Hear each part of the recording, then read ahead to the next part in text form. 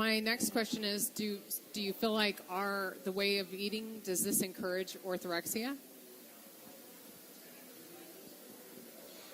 I do. I feel it encourages orthorexia.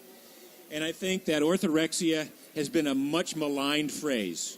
And that there is some room for orthorexia, the actual definition of orthorexia, which is eating appropriately, eating correctly.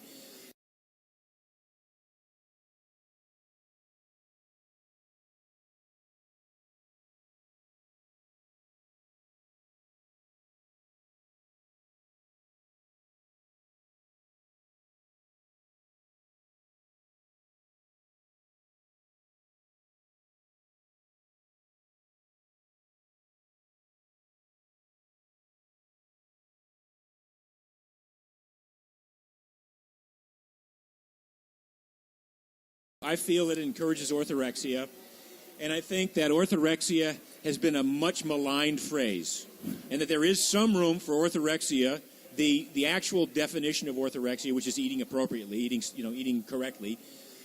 We still are faced with this.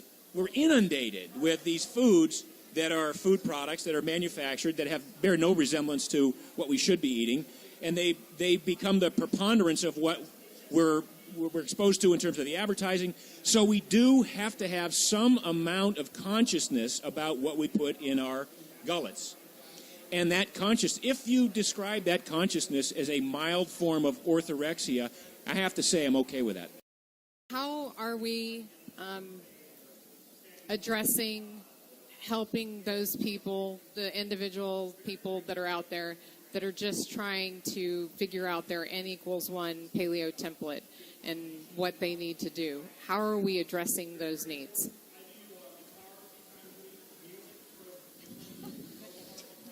Well, I do it through writing blog posts and writing books. I don't do it by some evangelical proselytizing method of going out and trying to convince vegans or anorexics that they need to eat this way. I do it when people express an interest in learning more about what I've done or what other people who come to my site have done to achieve good health. So I think you need to have a receptive person to be able to receive this sort of almost initially counterintuitive information. Oh, I can eat more fat. I don't have to work out as much. And I'm not going to eat any healthy whole grains. How does that... Well, once you understand the science behind it, once you understand the basic template, it's pretty appealing.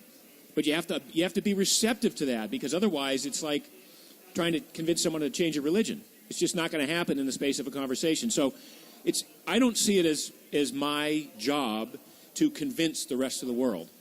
I see it as my job to educate those who come to me looking for advice in the best possible way with the best science and the best anecdotal evidence and testimonials.